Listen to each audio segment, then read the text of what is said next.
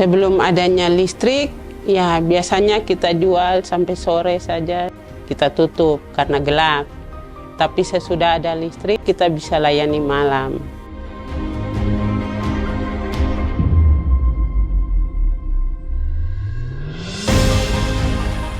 Dari awalnya kami memang merasakan pada umumnya masyarakat saya tinggal pada kegelapan.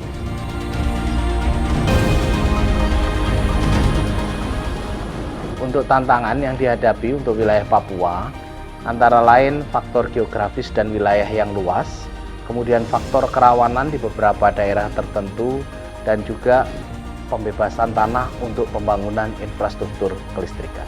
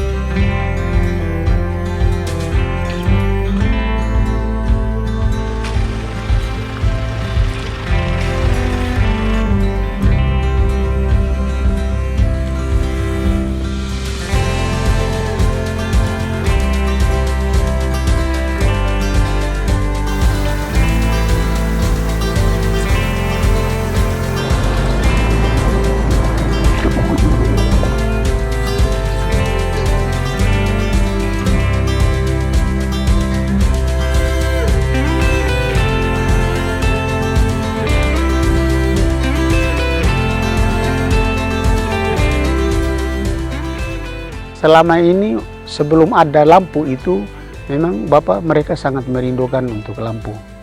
Ya, katakanlah di sini itu jam 5 itu mereka sudah tidur karena tidak ada cahaya lampu. Jadi selama ini mereka merindukan, selalu juga mereka usulkan setiap tahun itu mereka selalu di dalam baik muskam kampung maupun musrembang distrik setiap tahun itu diusul.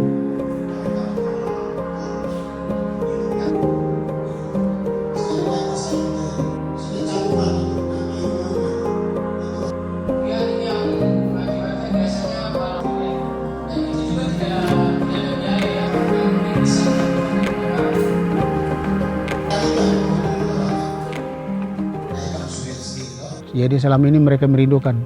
Jadi selama ini mereka tidak menikmati lampu. Mereka hanya mungkin jam 6, setelah jam 4, jam 5 itu mereka sudah masak. Setelah makan jam 6, jam 7 sudah tidak beraktivitas karena gelap. Kesulitan untuk anak-anak mau belajar malam sudah tidak bisa. Ya terpaksa digunakan siang hari atau sore hari untuk mereka belajar. Jadi mereka memang kita di sini memang sangat kesulitan.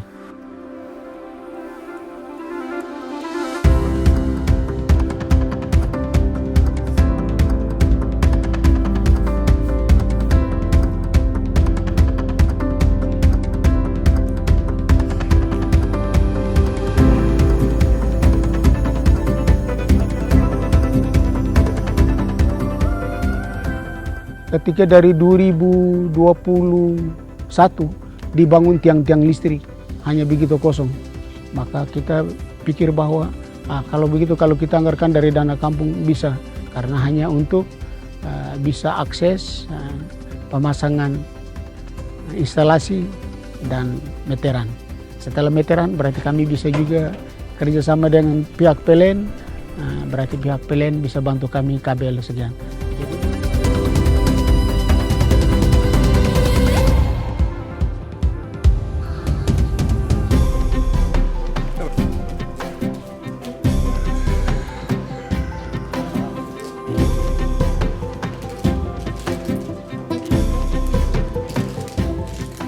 Sebelum adanya listrik, ya biasanya kita jual sampai sore saja. Kita tutup karena gelap. Tapi sesudah ada listrik kita bisa layani malam.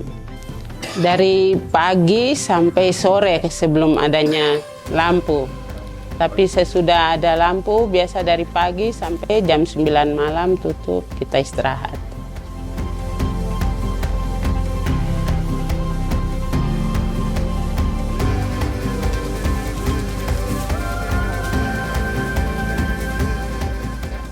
Tergantung ya keadaan, kalau lagi musim panen sehari bisa 150, kalau tidak ya 75, 50.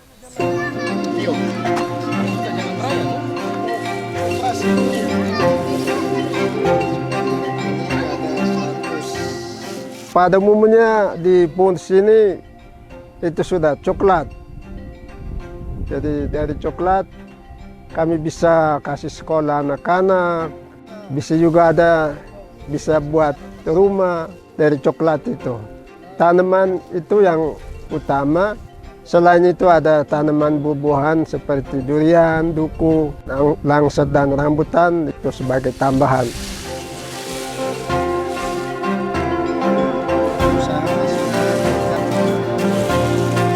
Ini supaya dia kering cepat.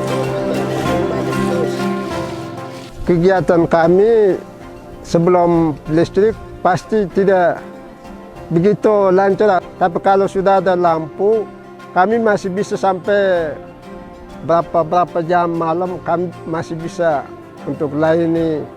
Dulu kalau sore mereka bawa, aduh ini tidak ada penerang ya, biar besok saja.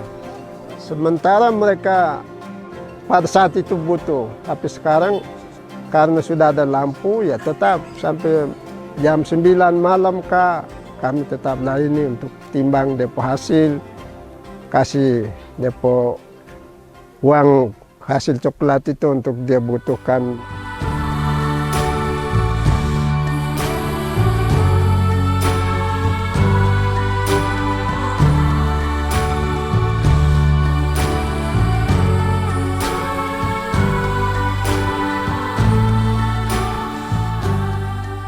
Saya dari kepala kampung, saya ucapkan banyak terima kasih. Ya, Bapak tidak bisa buat apa-apa, tapi semuanya Tuhan akan mengembalikan jasa Bapak-Bapak. Ya, mudah-mudahan ke depan anak-anak kita bisa lebih maju seperti saudara-saudara kita di tempat lain.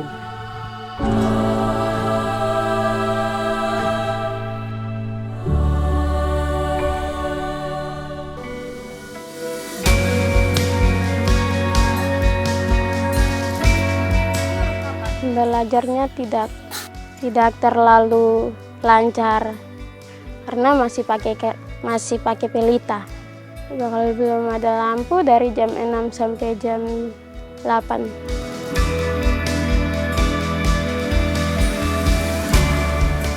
Karena masyarakat Banda bertahun-tahun dalam kegelapan, kami rindu akan penerangan. Tapi di tahun 2024 ini memang betul-betul kami berterima kasih ke pemerintah pusat.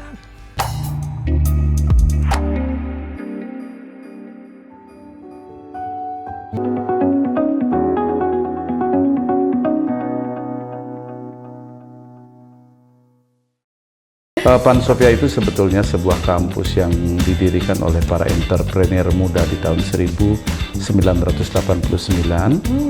Sehingga kalau super luar biasa gede banget. Biasa saya ada di acara Ngopi Bali alias ngobrol produktif inspiratif dari Bali.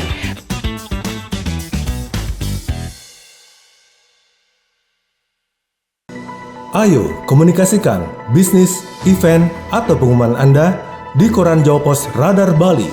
Kontak WA 0877 5087 5999 atau email grafisiklan.radarbali@gmail.com. Jawa Pos Radar Bali, lugas dan tuntas. Om Swastiastu, saya Cikek Bulan dari Nata Suara Production penyanyi koplo Bali mengucapkan selamat mengudara Jawa Pos TV di Pulau Bali. Semoga Jawa Pos TV dapat memberikan tambahan informasi dan juga hiburan untuk masyarakat Bali. Jaya terus Jawa Pos TV Bali. Suksema!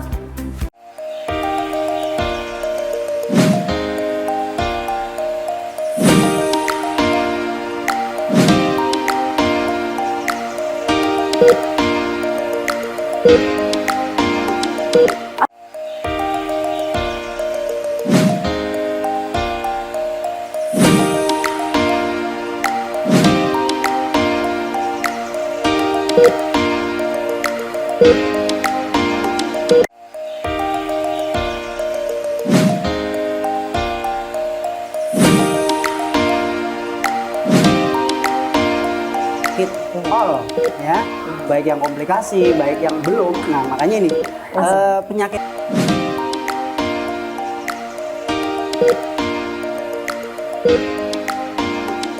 Perhubungan Budi Karya Sumadi, usai rapat terbatas evaluasi Pasar Kombes Pol Wisnu Prabowo menjelaskan, pelaku pembunuhan berinisial AAR menyerahkan diri setelah membuat ikan air tawar yang didominasi jenis ikan koi. Ikan-ikan. Saksikan Beranda Nusantara setiap Senin hingga Sabtu pukul 11 waktu Indonesia bagian tengah hanya di Jawa Pos TV Bali.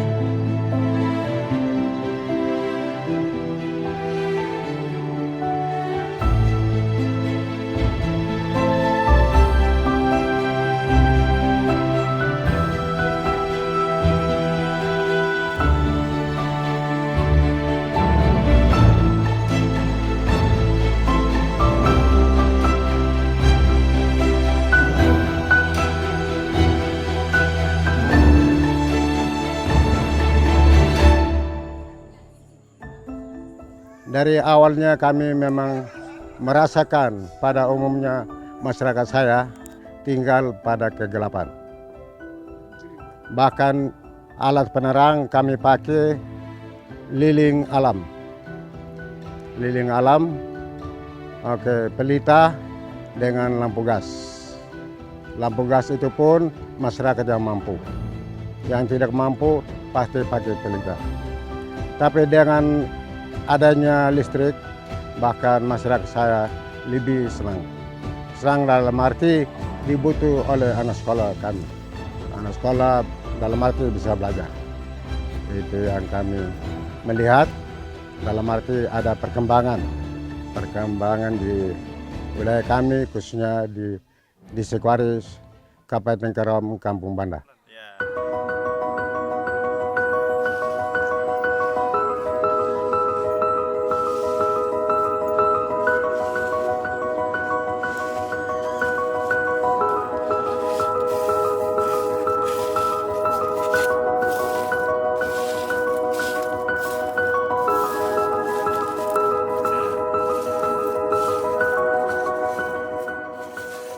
Banyak kendala yang kita alami sebelum adanya listrik, terutama penerangan.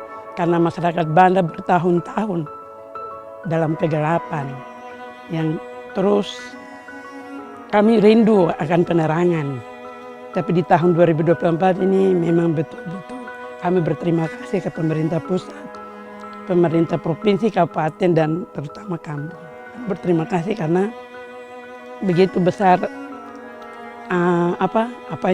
kepada kami masyarakat yang begitu besar, kami merindukan penerangan, akhirnya terjawab di tahun 2024 ini. Begitu mewakili masyarakat kampung semua, kami masyarakat berterima kasih banyak kepada pemerintah.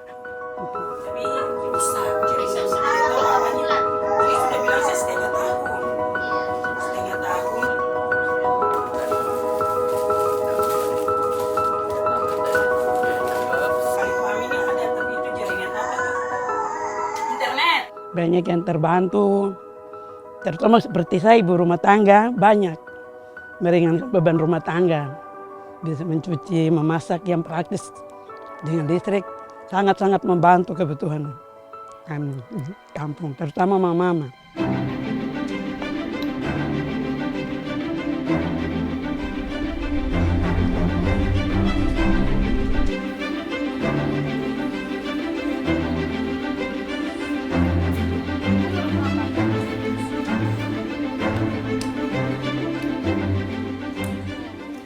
Perasaan saya sangat senang karena lampu sudah masuk di kampung kita.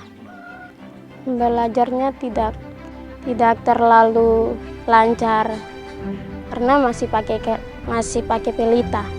Kalau belum ada lampu dari jam 6 sampai jam 8.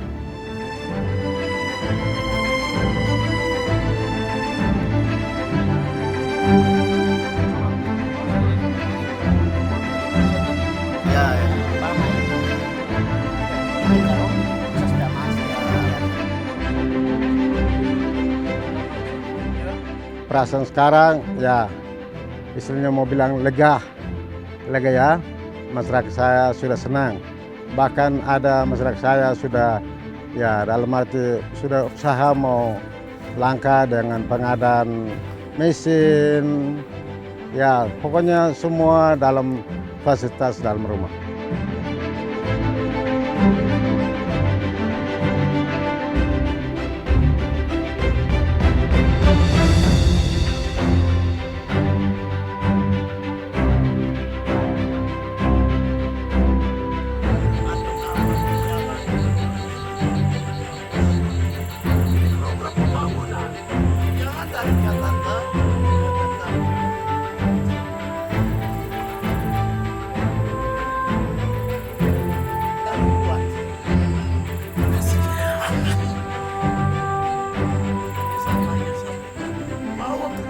Harapannya semoga mungkin dengan adanya listrik bisa ada bantuan lain lagi selain listrik buat kami di kampus ini. Mungkin begitu.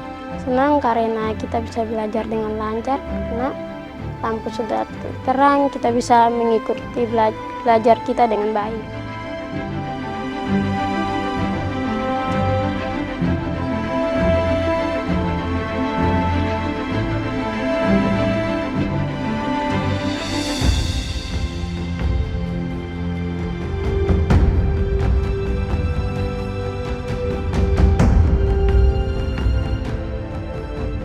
The last 1% ini biasanya the hardest ini karena itu benar-benar di daerah yang sangat remote, sangat geographically challenged gitu. Jadi memang secara akses geografis pun sangat terbatas begitu. Jadi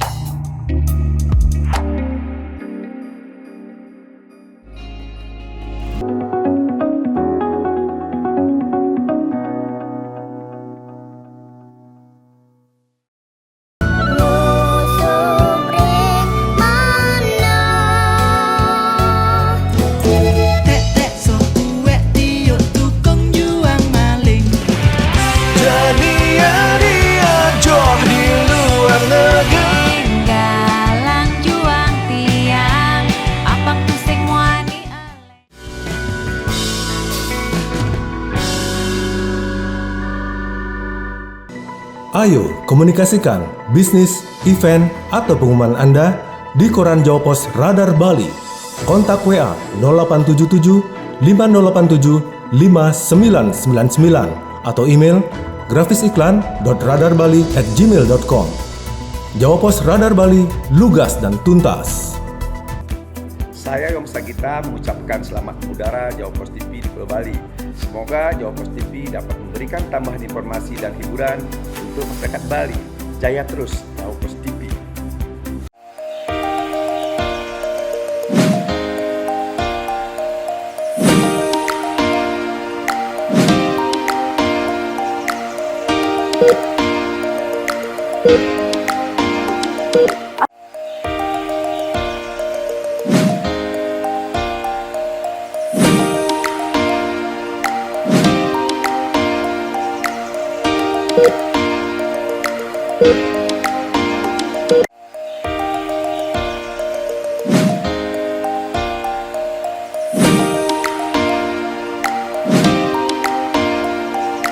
All ya, baik yang komplikasi, baik yang belum. Nah makanya ini penyakit.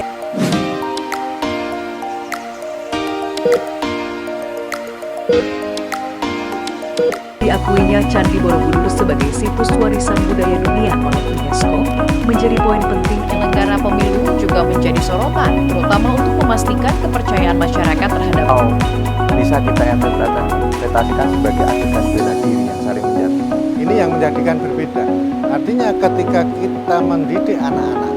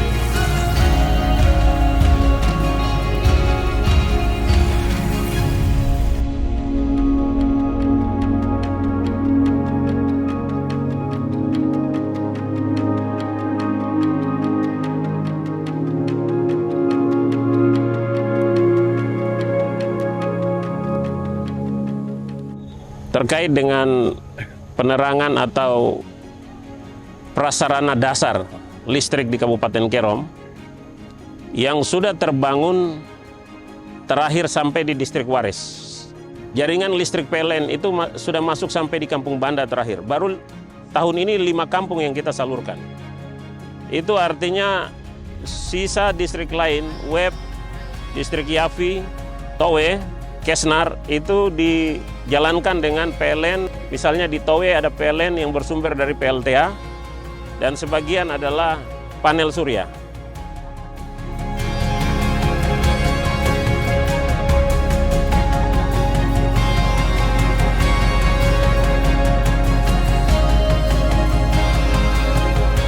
Nah, kita berusaha untuk bekerja sama dengan perusahaan listrik negara untuk membangun jaringan mulai tahun depan itu masuk sampai Web dan masuk sampai Towe. Komitmen ini sudah kita bangun dari tahun ke tahun. Setiap tahun pasti ada kampung baru yang masuk listrik. Tahun ini termasuk Skofro, itu sudah 15-20 tahun ini Skofro tidak pernah dilayani listrik.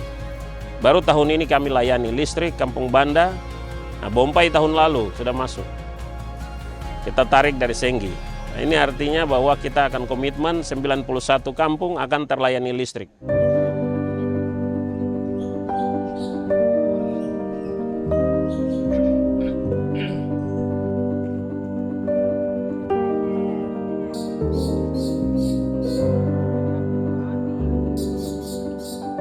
PLN terus berupaya meningkatkan pemerataan akses listrik bagi seluruh masyarakat Papua.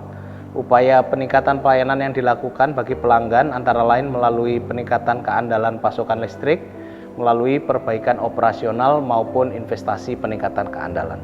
Jadi fokus utama PLN adalah meningkatkan rasio elektrifikasi dan rasio desa berlistrik yang sejalan dengan program pemerintah untuk melistriki seluruh wilayah perbatasan, salah satunya di seluruh Papua. Sampai dengan bulan Agustus 2024, di seluruh tanah Papua, rasio elektrifikasinya mencapai 97,48% dan jumlah rasio desa berlistrik sebanyak 98,79%. Hadirnya layanan listrik PLN pada kelima kampung yang terletak di wilayah perbatasan tersebut menjadi wujud nyata bahwa seluruh masyarakat berhak menikmati layanan kelistrikan tanpa terkecuali.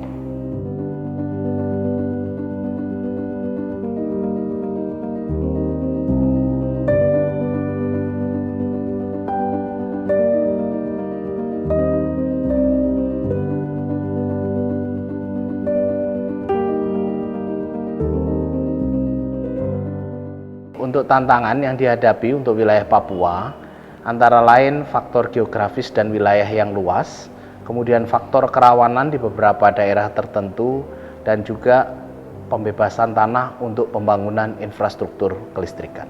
Kondisi alam yang cukup ekstrim menjadi salah satu tantangan dalam membangun jaringan kelistrikan di sekitar wilayah kampung tersebut.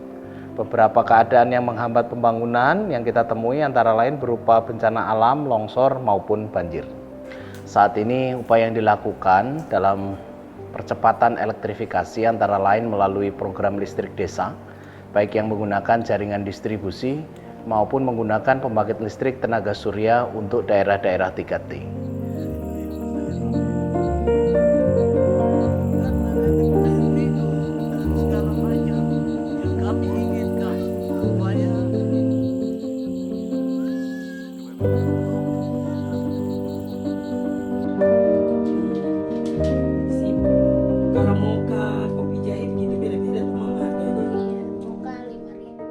Tinggal 1% ya, the last 1% ini biasanya the hardest ini, karena itu benar-benar di daerah yang sangat remote, sangat geographically challenged gitu. Jadi memang secara akses geografis pun sangat terbatas begitu. Jadi yang pertama saya lihat tantangannya pertama tentu saja akses. Jadi akses itu nggak cuma soal infrastrukturnya, tapi ketika kita membangun infrastruktur yang off grid sekalipun pun juga untuk akses logistik sana susah. Yang kedua adalah terkait dengan biasanya pola masyarakatnya. Jadi pola masyarakatnya itu di beberapa daerah itu pola tinggalnya tersebar begitu. Yang ketiga kalau saya lihat itu sebenarnya terkait dengan daya beli masyarakat ya. Apalagi daya beli masyarakat itu masih rendah sehingga tentu saja harus ada quote unquote ya subsidi lah, subsidi dari pemerintah dalam hal ini hanya bisa diberikan kepada PLN seperti itu sebagai yang memegang mandat untuk menyediakan energi listrik di Indonesia.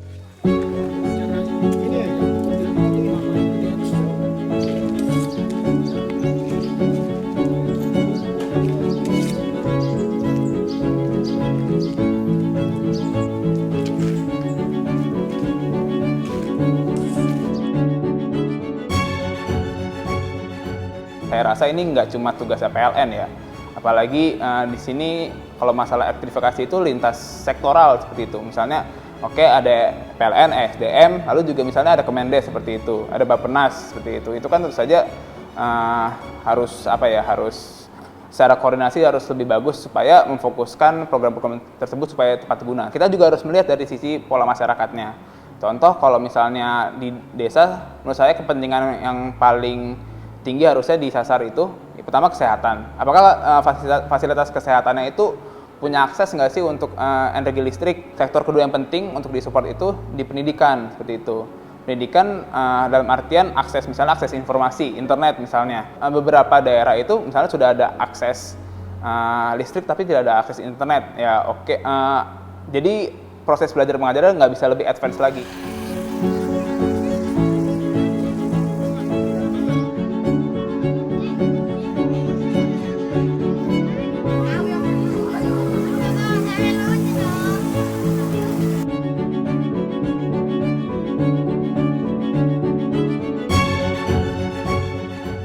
Penting juga adalah partisipasi masyarakatnya. Kebutuhannya apa gitu? Apa yang paling krusial di sana? Apakah kesehatan, pendidikan, atau basic needs justru misalnya soal pangan? Itu dulu diidentifikasi, baru pembangunannya termasuk untuk infrastruktur listrik itu juga difokuskan ke sana dulu.